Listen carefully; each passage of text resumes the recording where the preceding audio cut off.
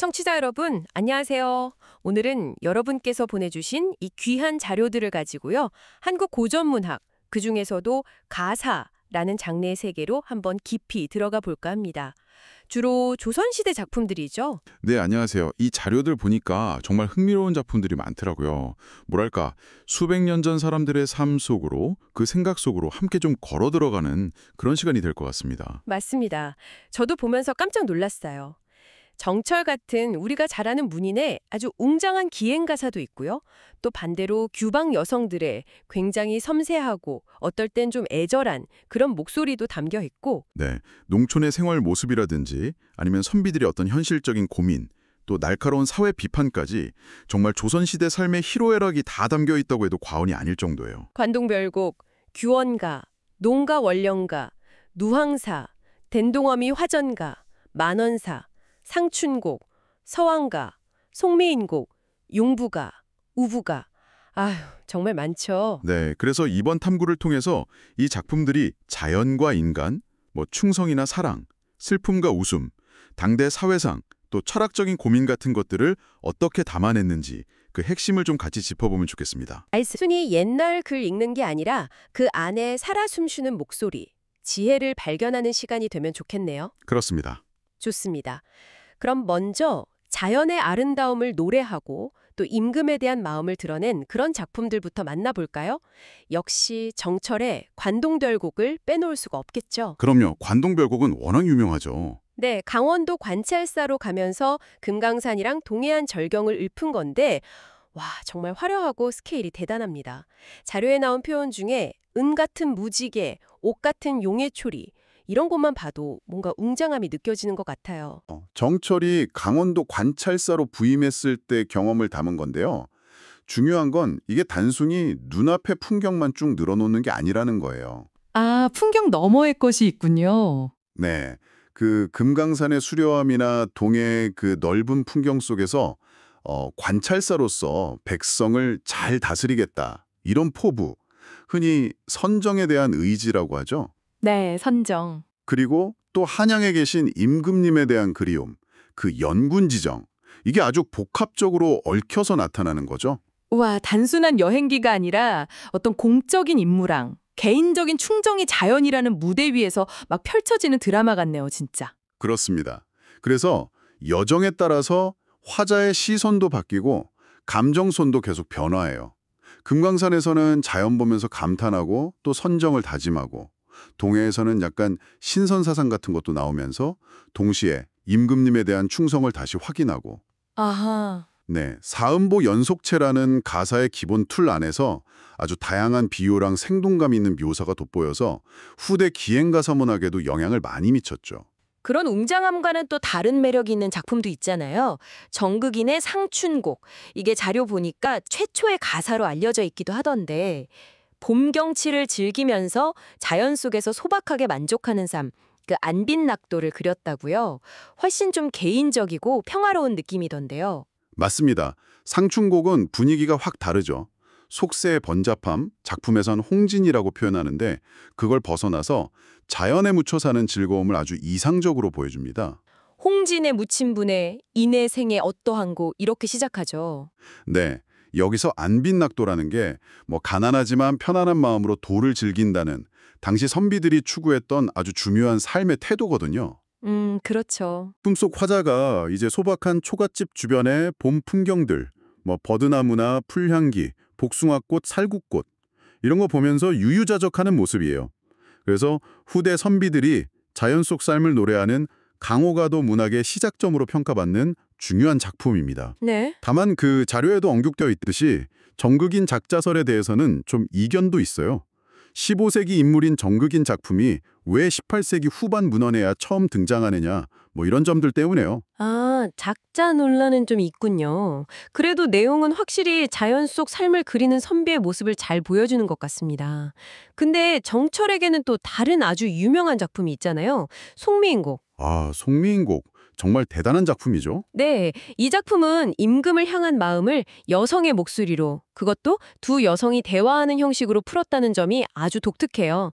저기 가는 저각시 본 듯도 하구나. 이렇게 감녀가 을려한테 말을 걸면서 시작하잖아요. 맞습니다. 송미인국은 임금에 대한 간절한 그리움, 변치 않는 충성심, 이걸 임과 이별한 여성, 을려의 목소리로 아주 절절하게 표현한 충신 연주지사죠. 충신 연주지사. 신하가 임금을 그리워하는 마음을 사랑하는 임 그리는 여인 마음에 빗댄 거군요. 네, 바로 그거죠. 감녀가 묻고 을려가 답하는 이 대화 형식이 임에 대한 그리움이나 자기 처지에 대한 하소연, 또 다시 만나고 싶다는 갈망 같은 그런 복잡한 감정들을 훨씬 더 생생하고 극적으로 전달해주는 효과가 있어요. 아, 그래서 여성의 목소리를 빌리니까 감정 표현이 더 직접적이고 애절하게 느껴지는 것 같기도 해요. 차라리 죽어서 저 지는 달이나 될까. 뭐 이런 구절은 정말 강렬하더라고요. 그렇죠. 자기 잘못을 탓하면서 내 몸에 지은 죄 무해같이 쌓였다고 자책하기도 하고 죽어서라도 임 곁에 머물고 싶다는 그 애절함, 감정의 깊이가 정말 상당합니다. 네. 특히 아름다운 우리말 표현을 정말 탁월하게 써서 문학성이 아주 높다고 평가받아요. 정철의 또 다른 작품인 삼이인곡이랑 같이 그의 가사 문학을 대표하는 걸작으로 꼽히죠. 네.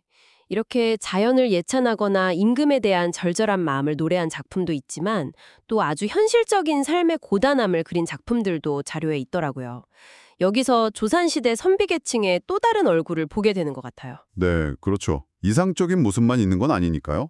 박인로의 누황사가 대표적인 것 같은데 임진왜란 후에 가난에 시달리는 선비의 모습이 정말 뭐랄까 적나라하게 그려져 있어요.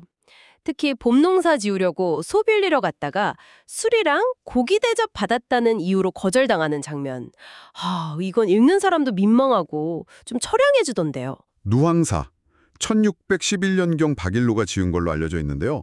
제목에 누황, 로항 자체가 좁고 지저분한 거리, 그러니까 가난한 살림살이를 뜻하거든요. 아, 제목부터 그렇군요. 네, 이 작품의 핵심은 그거예요.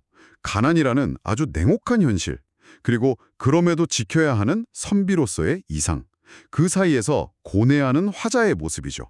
빈이 무원, 가난에도 원망하지 않는다, 이런 경지를 추구는 하는데 네. 당장 농사지을 소가 없어서 이웃한테 구차하게 부탁해야 하고 결국 빈손으로 돌아오는 현실 앞에서는 좌절감을 느끼는 거죠. 와, 아까 봤던 관동별국의 그 화려함이랑 비교하면 정말 극과 극의 현실이네요. 같은 사대부 계층 안에서도 이렇게 다른 삶이 있었다는 게 좀 놀랍기도 하고요. 바로 그 점이 노랑사의 중요한 가치라고 할 수 있습니다. 임진왜란 같은 큰 전쟁을 겪으면서 경제적으로 몰락해가는 조선 후기 사대부들의 실제 삶의 모습, 그리고 그 내면의 갈등을 아주 사실적으로 보여주거든요. 안빈낙도라는 이상과 이 생계 문제라는 현실 사이의 괴리감이 아주 솔직하게 드러나죠. 현실의 고통이 가난만 있는 것도 아니었어요. 유배지에서의 그 혹독한 삶을 그린 안도한의 만원사. 와, 이건 정말 그 처절함이 상상을 초월하던데요. 아, 만원사, 그렇죠. 만마디 말이라는 제목처럼 유배지에서 겪는 굶주림, 질병, 또 사람들한테 받는 멸시, 그리고 임금에 대한 그리움, 자기 신세 한탄, 과거 후회, 이게 정말 끝도 없이 펼쳐지더라고요. 길이도 엄청 길고요. 네, 만원사는 1781년에 유배돼서 추자도로 옮겨진 안도한의 경험을 바탕으로 쓰인 걸로 추정되는 아주 긴 유배 가사입니다. 유배지의 참혹한 환경, 예를 들면 먹을 게 없어서 해초로 배를 채우거나 굶주리는 모습들, 심지어는 현지 관리나 주민들한테 멸시당하고 매질까지 당하는 그런 굴욕적인 경험들이 아주 구체적이고 생생하게 기록되어 있어요. 어휴, 매질까지요? 네. 내 한 몸이 어찌 이리 측량할 수 없으랴. 먹고 잠자는 일 외에는 아무 할 일이 없구나. 이런 구절들을 보면 유배인의 고통과 무력감이 정말 절절하게 느껴집니다. 읽는 것만으로도 진짜 숨이 막힐 정도네요. 개인의 비극적인 기록이긴 하지만 당시 유배 생활의 실상, 특히 사대부라는 높은 신분에서 정말 밑바닥까지 떨어진 그 현실 사이의 극심한 간극에서 겪는 정신적 고통을 아주 생생하게 보여주는 귀중한 자료입니다.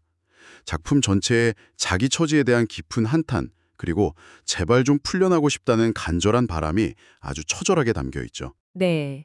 지금까지는 주로 남성 사대부들의 목소리를 들었다면 이 자료에는 당시 여성들의 삶과 감정을 생생하게 담아낸 작품들도 있어서 참 귀하다는 생각이 들었습니다. 규방이라는 그 제한된 공간 너머의 목소리들이잖아요. 맞아요. 여성들의 이야기는 또 다른 깊이가 있죠. 허난설원의 작품으로 알려진 규원가가 대표적인데요. 남편에게 소외된 여성의 슬픔과 원망이 담겨 있다고 하죠. 엊그제 젊었더니 어느새 다 늙었구나. 젊은 시절 즐거움을 생각하니 말해도 소용없네. 이렇게 흘러간 세월을 안타까워하면서 시작하더라고요. 네, 규환가는 바로 그 규방에 갇혀 사는 여성의 한과 고독, 또 남편에 대한 원망 같은 걸 섬세하게 그린 대표적인 규방 가사입니다. 작자에 대해서는 허난설원 설도 있고 18세기 다른 인물이라는 설도 있고 좀 논란은 있지만요. 네. 더 중요한 건 그 봉관적인 사회구조 속에서 억눌려 살아야 했던 여성의 복잡하고 솔직한 감정을 아주 생생하게 표출했다는 점이죠. 예를 들면 어떤 감정들일까요? 뭐 기생집에 새 사람이 나타났단 말인가? 꽃 피고 날 저물 때 정처 없이 나가서는 좋은 말과 채찍으로 어디서 머무는고? 이런 구절처럼 바람난 남편에 대한 원망이나 궁금증을 직접 토로하기도 하고요. 또 자기의 외로운 처지를 한탄하기도 하죠. 남성 중심 사회에서 이렇게 여성의 내면을 깊이 있게 그린 작품이 있다는 것 자체가 참 의미가 크네요. 그렇습니다.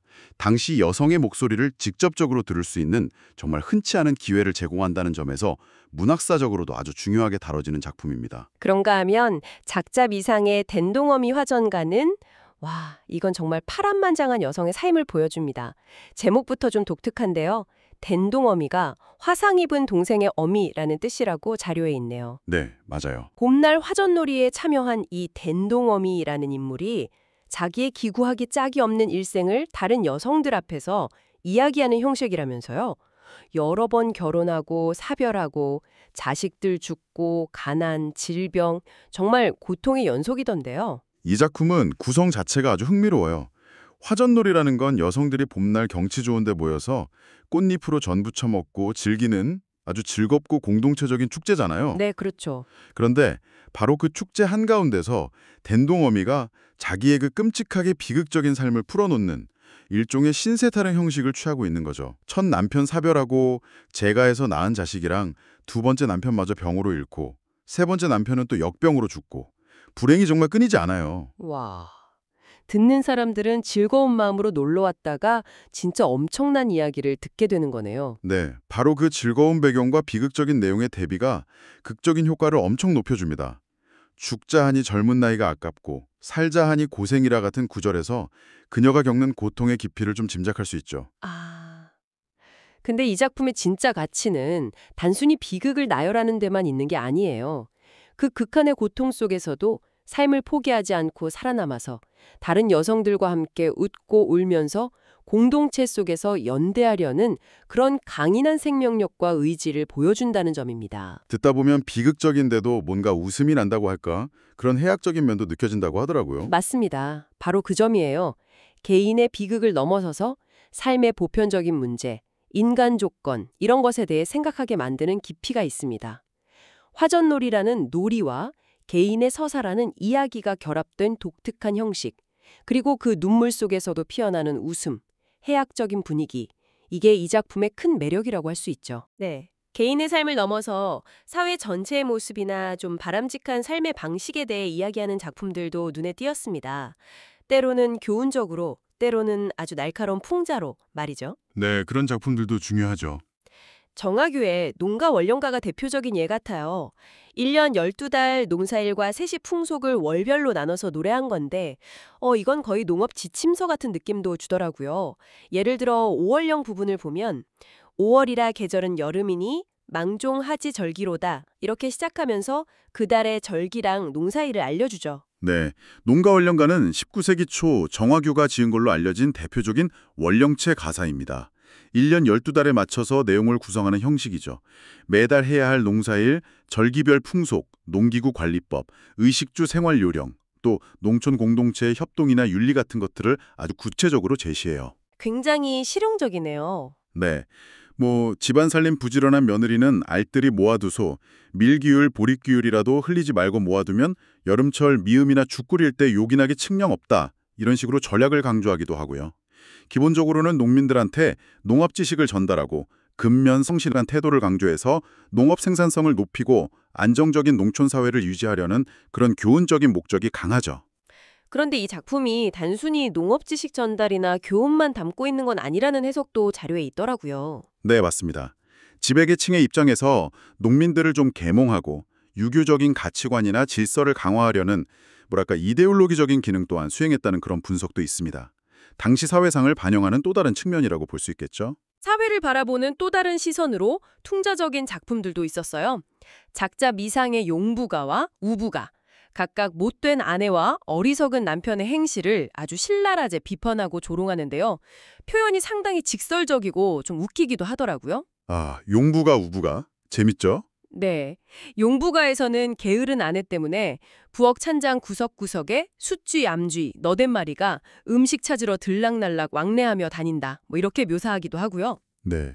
이 두 작품은 아마 조선 후기에 등장했을 걸로 추정되는데 당시 사회의 문제적인 인물 유형을 아주 날카롭게 꼬집습니다. 용부가는 글자 그대로 게으른 며느리 또는 아내의 노래죠. 집안일은 막 팽개치고 낭비하고 외모 치장에만 신경 쓰고 시부모나 남편한테 불손하게 굴고 당시 유교 사회가 여성에게 요구했던 덕목, 그 부덕에 어긋나는 행동들을 아주 구체적으로 열거하면서 비판하는 거예요. 그럼 우부가는 당연히 어리석은 남편들을 다루겠군요. 어떤 모습들인가요, 구체적으로? 맞습니다. 우부가는 정말 다양한 유형의 어리석은 남편, 주로 양반이겠죠? 그런 사람들을 등장시켜서 풍자해요. 예를 들면 가산을 탕진하는 봉화대감 같은 인물도 있고 현실 감각 없이 과거 공부에만 매달리는 살림처사도 있고요. 또 아무 일도 안 하고 빈둥거리는 사람 등등. 아, 여러 유형이 있군요. 네, 게으르고 무능하고 허례허식에 빠지거나 주색 잡기에 몰두하는 그런 남성들의 행태를 구체적으로 묘사하면서 비판하는 거죠. 이걸 통해서 당시 경제적으로나 도덕적으로 몰락해가던 일부 양반 사회의 모순과 문제점을 아주 날카롭게 드러냅니다. 용부가 우부가 둘 다 부정적인 인물들을 웃음거리로 만들면서 역설적으로 사회 규범이나 윤리를 강조하고 교훈을 주려는 의도가 담겨 있다고 볼 수 있어요. 네, 마지막으로 세자굴 작품은 삶의 좀 근원적인 문제, 종교적인 성찰로 우리를 이끄는 것 같습니다. 고려 말 승려, 나홍해근의 작품으로 알려진 서왕가는 불교적인 색채가 아주 짙다고 하네요. 네, 서왕가, 시왕가는 제목에서도 알 수 있듯이 서방종토로 가기를 기원하는 노래입니다. 불교적인 세계관을 바탕으로 해서요. 인생의 덧없음, 즉 무상함을 깨닫고 세속적인 욕심에서 벗어나서 부모님께 효도하고 불도를 열심히 닦아라. 그래서 아미타불이 계신 서방 극락종토에 다시 태어나기를, 극락왕생하기를 염원하는 내용을 담고 있습니다. 아, 극락왕생 증원하는 노래군요. 네, 무상계를 생각하니 이 몸이 무상이라. 부모님께 효도하여 먼저 급히 갚으리라. 욕심으로 얻는 즐거움을 탐하지 마시오. 이런 구절들에서 그런 내용이 잘 드러나죠. 이게 단순히 개인적인 신앙심을 노래한 것을 넘어서는 어떤 목적이 있었을까요? 네, 자료를 보면요. 이 작품은 불교의 핵심 교리를 일반 대중에게 좀 더 쉽게 전파하고 신앙심을 북돋우기 위한 그런 교화적인 목적으로 창작되었을 가능성이 커 보입니다. 고려 말에서 조선 초로 이어지는 시기의 불교 사상과 가사문학이 만나는 지점을 보여주는 중요한 작품이라고 할 수 있겠습니다. 네, 오늘 저희는 정말 관동대곡의 장엄한 자연과 충정의 노래에서 시작해서요. 규원가의 애달픈 속삭임, 또 누앙사와 만원사가 보여준 그 처절한 현실, 댄동어미의 기구하지만 강인했던 삶의 이야기, 농가 원령가의 교훈과 용부가, 우부가의 날카로운 풍자, 그리고 서왕가의 종교적 염원까지 정말 다양한 색깔을 가진 가사 작품들을 함께 살펴봤습니다. 네, 맞아요. 같은 가사라는 형식 안에서도 이렇게나 다른 목소리, 다른 시선으로 당대의 삶과 생각, 또 다양한 인간 군상의 모습과 감정을 정말 생생하게 담아내고 있다는 걸 다시 한번 확인할 수 있었네요. 수백 년 전 세랑들의 이야기가 담긴 이 작품들이 오늘날 우리에게도 여전히 어떤 울림을 주는 것 같습니다.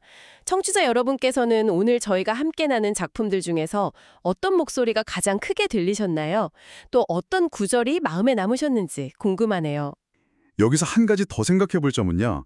가사라는 사음보 연속체라는 비교적 정해진 형식 안에서 어떻게 이렇게 다채로운 주제와 복잡한 인간의 감정, 심지어는 굉장히 사회 비판적이고 파격적인 내용까지 담아낼 수 있었을까 하는 점입니다. 어쩌면 문학이라는 게 정해진 틀 속에서 오히려 현실을 넘어서는 더 깊은 상상력과 성찰을 더 자유롭게 펼쳐내는 힘을 가지는 것인지도 모르겠습니다. 아, 그럴 수 있겠네요. 예. 오늘 우리가 함께 살펴본 이 고전 작품들을 거울 삼아서 지금 우리의 삶과 사회, 그리고 변하지 않는 인간의 보편적인 문제들을 어떻게 돌아볼 수 있을지 잠시 생각해 보시는 것도 의미 있는 시간이 될 것 같습니다. 네. 오늘 저희와 함께한 이 깊이 있는 탐구가 즐거우셨기를 바랍니다. 다음에도 흥미로운 자료들과 함께 여러분의 지적 여정에 동행하겠습니다. 감사합니다. 감사합니다. 요즘이야 SNS, 나 블로그, 자기 이야기를 할 방법이 정말 많잖아요. 근데 만약 이런 게 하나도 없던 시절이라면 어땠을까요? 사람들은 아주 길고 복잡한 자기 이야기를 어떻게 세상에 꺼내놓았을까요? 자, 지금부터 수백 년 전 조선으로 시간여행을 떠나서 그들만의 서사시를 한번 만나보시죠. 네, 블로그도 없고 영화는 물론이고 짧은 동영상 하나 없던 시절. 우리는 매일같이 정말 수많은 이야기들 속에서 살아가는데 말이죠. 이 모든 게 없었던 조선시대 사람들은 과연 어땠을까요? 그런데 놀랍게도요. 그 시대에도 시대를 관통하는 그들만의 소셜미디어가 있었습니다. 그게 바로 가사입니다. 우리가 아는 시조는 정해진 글자 수의 감정을 꽉 압축해야 했잖아요. 근데 이 가사는 달랐어요. 형식에 크게 얽매이지 않고 하고 싶은 이야기를 길게 풀어낼 수 있는 아주 자유로운 그릇이었던 거죠. 그래서 왕의 이야기부터 아주 평범한 사람들의 슬픔과 기쁨까지 한 시대의 목소리를 정말 남김없이 담아낸 거대한 서사시가 될 수 있었습니다. 자, 지금부터 그 다채로운 이야기 속으로 한번 들어가 볼까요? 자, 대부분의 위대한 이야기가 그렇듯이 가사의 첫 페이지는 당대 최고의 지식인들이 장식했습니다. 바로 사대부라고 불리던 학자이자 관료들이었죠. 그들의 붓끝에서 이 가사가 시작된 건데요. 과연 이 사람들은 왜 펜을 들었을까요? 이 사대부들한테 시는요, 그냥 단순한 예술 활동이 아니었어요. 뭐랄까, 이들의 삶을 들여다보면요. 한쪽 어깨에는 임금에 대한 충성, 그러니까 아주 무거운 공적인 임무가 있고요. 다른 한쪽 어깨에는 자연 속에서 좀 쉬고 싶은 그런 개인적인 평온함에 대한 갈망이 있었던 거죠. 이들은 가사를 통해서 이 두 세계의 균형을 잡으려고 했던 겁니다. 송강정철의 관동별곡을 보면 이게 딱 드러납니다. 이 작품이 대표적인 예인데요. 시인이 금강산의 그 눈부신 풍경을 막 노래하다가도 문득 이 아름다운 걸 우리 임금님과 함께 봐야 하는데 하면서 신하로서의 본분을 절대 잊지 않아요. 이렇게 자연의 아름다움과 정치적인 현실이 한 작품 안에서 아주 긴밀하게 얽혀 있는 것, 이게 바로 당시 사대부들이 세상을 보고 또 기록하는 방식이었던 겁니다. 그렇다고 맨날 의무감에만 짓눌려 살 순 없잖아요. 때로는 이 무거운 짐을 좀 내려놓고 싶을 때도 있었겠죠. 바로 이 구절처럼 말이죠. 가사는 이렇게 복잡한 현실에서 잠시 벗어나서 순수한 자연의 아름다움에 푹 빠지고 싶은 그런 인간적인 마음을 아주 섬세하게 담아내는 그릇이기도 했습니다. 자, 그런데요, 이 가사의 이야기는 사대부들의 서재에서만 머무르지 않았습니다. 이게 정말 중요한 지점인데요. 곧이어서 공식적인 역사 기록에서는 거의 들을 수 없었던 목소리, 바로 여성들의 목소리를 담아내기 시작합니다. 그리고 바로 여기서 가사가 가진 진짜 힘이 드러납니다. 높은 담장 안, 그 규방에서 외로움을 토해내던 양반 여성의 한숨이 담기는가 하면 저쪽에서는 아주 척박한 삶을 온몸으로 버텨낸 평민 여성의 강인한 외침이 담겼어요. 이렇게 가사는 사회 계층이라는 벽을 훌쩍 뛰어넘어서 여성들의 삶 속으로 아주 깊숙이 파고들었던 겁니다. 아니, 어떻게 이런 기구한 삶이 있을까요? 이 이야기의 주인공은 바로 댄동어미 화전가에 나오는 한 여성입니다. 그런데요, 이 이야기의 진짜 핵심은 이 비극 자체가 아니에요. 중요한 건 그녀가 언제 어떻게 이 이야기를 하느냐는 겁니다. 그녀는 화창한 봄날 다른 여성들과 함께 모여서 꽃잎으로 전을 부쳐 먹는 화전놀이를 하면서 자기 이야기를 털어놓거든요. 이건 단순히 싱세 한탄이 아니에요. 개인의 슬픔을 공동체의 연대를 통해 함께 치유하고 이겨내려는 정말 놀라운 의지의 표현이었던 거죠. 자, 이렇게 화려한 궁궐, 또 고요한 자연, 그리고 여성들의 내밀한 공간까지 둘러봤는데요. 이제 가사는 우리를 삶의 가장 혹독한 현실, 바로 가난과 유배의 현장으로 안내합니다. 어느 가난한 선비가 쓴 가사에 이런 구절이 나옵니다.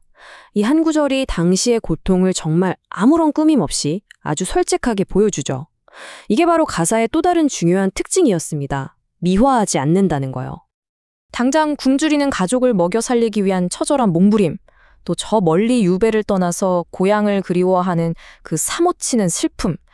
가사는요, 차마 입 밖으로 꺼내지 못했던 이런 고통을 기록하는 수단이었습니다.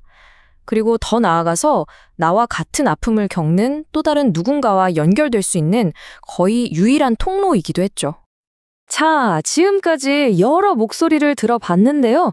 그럼 이 각기 다른 목소리들이 어떻게 하나로 합쳐져서 조선이라는 한 시대의 완전한 그림을 만들어냈는지 한번 정리해 보겠습니다. 보세요. 가사는 처음에 사대부의 서재에서 시작했죠. 그러다가 여성들의 규방으로 흘러들어갔고요. 그리고 마침내 평범한 사람들의 삶의 터전까지 스며들었습니다. 그러니까 소수의 엘리트만 즐기던 예술이 시대 전체를 아우르는 모두의 목소리로 거듭난 거죠. 이건 정말 놀라운 진화의 과정이라고 할 수 있습니다. 그렇다면 가사가 어떻게 이렇게 강력한 힘을 가질 수 있었을까요? 그 비밀은 바로 유연성에 있습니다. 어떤 정해진 형식에 꽉 묶여있지 않으니까요. 길고 복잡한 이야기를 얼마든지 자유롭게 담아낼 수 있었던 거예요. 그래서 기행문도 되고 개인적인 일기도 되고 역사 기록, 심지어는 생존기까지 말 그대로 시대의 모든 이야기를 품을 수 있는 거대한 그릇이 된 겁니다. 결국 가사는요, 그냥 시가 아니었습니다. 조선이라는 한 시대가 스스로를 기록하고 스스로를 이해하고 또 스스로를 기억하는 방식 그 자체였던 거죠. 그렇게 한 줄 한 줄 쓰인 그들의 이야기가 차곡차곡 쌓여서 바로 오늘 우리에게 말을 걸고 있는 겁니다. 그렇다면 여러분의 이야기는 오늘 어디에 기록되고 있나요?